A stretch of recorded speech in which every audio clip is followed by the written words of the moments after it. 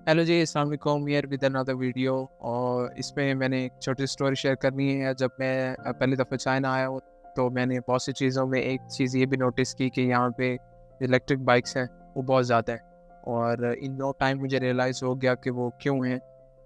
क्योंकि जब मैं 10 दिन शुरू में इधर रहा, तो मुझे बहुत इशू हो रहा था यहाँ ट्रैवल करने के लिए।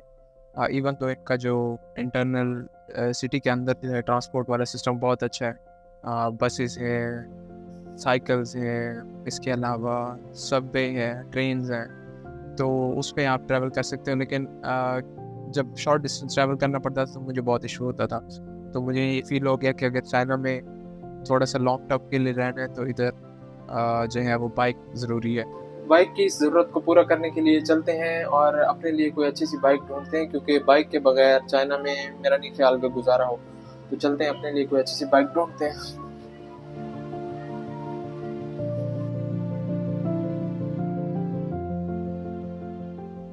जैसे मैंने पहले बताया कि चाइना में पब्लिक ट्रांसपोर्ट बहुत अच्छी है। यहाँ पे हर जगह बसेस हैं और इनके सबवे के स्टेशंस हैं।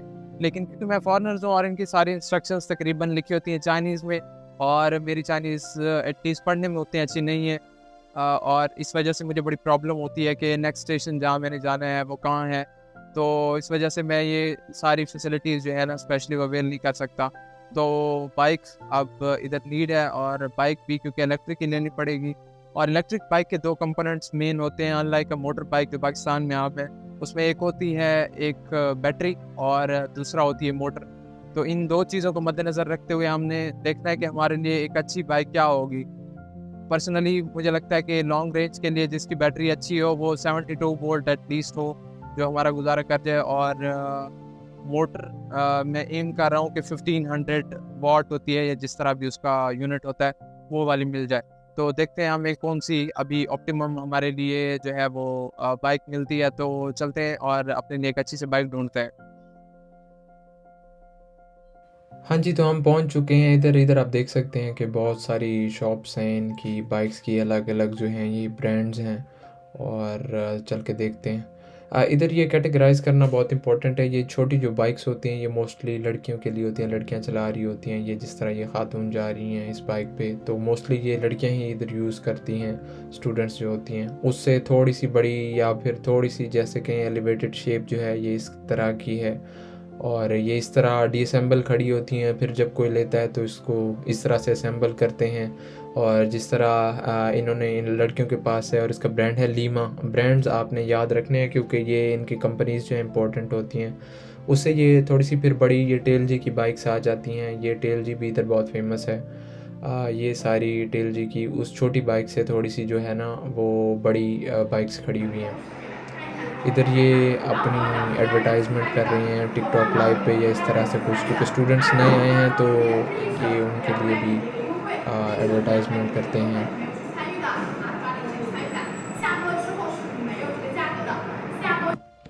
ये एक और ब्रांड है और इनका ये बहुत ही अच्छी इनकी बाइक्स हैं। मुझे इनकी कंपनी का एग्जैक्टली नाम पता नहीं किस तरह प्रोनाउंस होता है। इसकी बाइक्स बहुत अच्छी हैं और बहुत महंगी हैं। अब जैसे कि ये बाइक है, ये तकरीबन 23,000 RMB की है। ये 7-8 लाख की तो यही बाइक बनती है।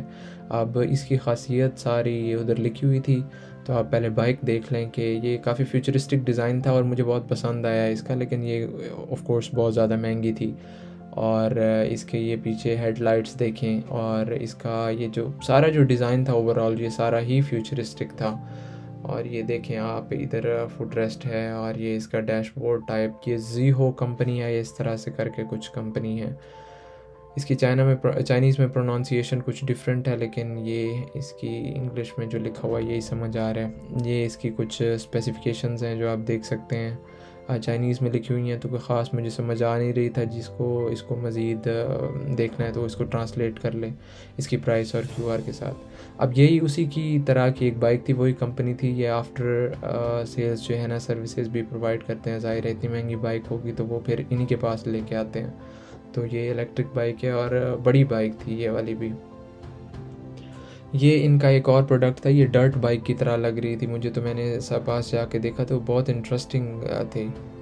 इसका देखें कि यूजुअली इसका चेन नहीं होता, ये जो इलेक्ट्रिक बाइक होती है इसकी मोटर व्हील के अंदर लगी होती है, लेकिन इसकी मोटर अलहदा लगी हुई है और डुअल चेन थी। शायद इसकी जो है स्पीड या पावर को इन्हेंस करने के लिए उन्होंने इस तरह बनाया है। तो इसका बहुत ही जो है वो स्पोर्टी जो है इसको लुक दिया गया है। दोनों डिस्क ब्रेक्स हैं और इसका जो है आप देख सकते हैं कि काफ़ी रिजिड डिज़ाइन है।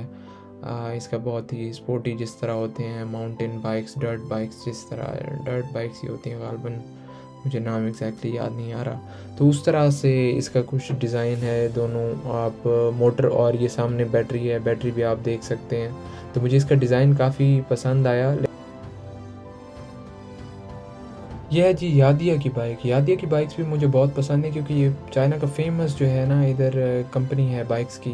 तो ये एक बड़ी बाइक थी, मुझे बहुत ज़्यादा पसंद आ रही थी ये भी, और मैं इसको ही फाइनलाइज़ करना चाह रहा था क्योंकि इसकी ये देखें कीलेस एक तो जो है वो स्टार्ट था इसका, और बहुत ही मैंने ड्राइव करके इसको चेक किया तो बहुत ही स्लीक थी। और इसका आप डैशबोर्ड मीटर वगैरह देख सकते हैं, इस पर सारी डिटेल बैटरी वगैरह की आ रही है। और अगर इसको मैं एक्सेलरेट करता हूँ तो ये चाइना में ये रेगुलेशन है कि 25 तक इसकी स्पीड होनी चाहिए, लेकिन ज़ाहिर है इससे ज़्यादा होती है। ये जस्ट शो कराने के लिए जो मीटर पे स्पीड जाती है वो 25 तक ही जाती है। तो इसका कुछ इस तरह से डिज़ाइन था। लेफ़्ट साइड पे ये इंडिकेटर्स के लिए थी, रिवर्स के लिए, हॉर्न वगैरह के लिए, और राइट साइड पे जो है वो स्पोर्ट्स मोड और हेडलाइट के लिए जो थे वो बटन्स वगैरह थे। तो ये काफ़ी बड़ी बाइक थी और इसका कलर भी ब्लैक था, प्लेन सिंपल था, तो मुझे बहुत पसंद आ रहा था। फाइनली बहुत ज़्यादा मेहनत के बाद मैंने ये डिसाइड किया कि ये वाली बाइक ली जाए। ये यादिया कंपनी की E10 लाइट मॉडल है इसका, और ये तकरीबन मेरी जो नीड्स थी उन पे पूरा उतर रही थी और ज़्यादा महंगी भी नहीं थी। तो इसके कुछ जो फीचर्स हैं उसके बारे में आपको बताता हूँ कि इसमें दो जो हैं वो फ्रंट और बैक डिस्क ब्रेक थी, और 72 वोल्ट की इसमें बैटरी है, और इसके अलावा इसकी कीलेस एंट्री भी है, और इसकी बैटरी बड़ी है। मोटर जो इसमें मेन कंपोनेंट होता है जैसे मैंने बताया, तो वो भी इसमें 1200 की लगी हुई है, अब पता नहीं उसका यूनिट क्या है। और इसके अलावा ये काफ़ी एम्पल स्पेस भी है इसमें बैठने वाली, और कंफर्टेबल भी थी, तो मैंने ये चूज़ की। अगर आपको इसके बारे में मज़ीद डिटेल चाहिए इलेक्ट्रिक बाइक्स के बारे में तो वो भी आप बताएं ताकि मैं इस पर एक और डिटेल्ड वीडियो बनाऊं।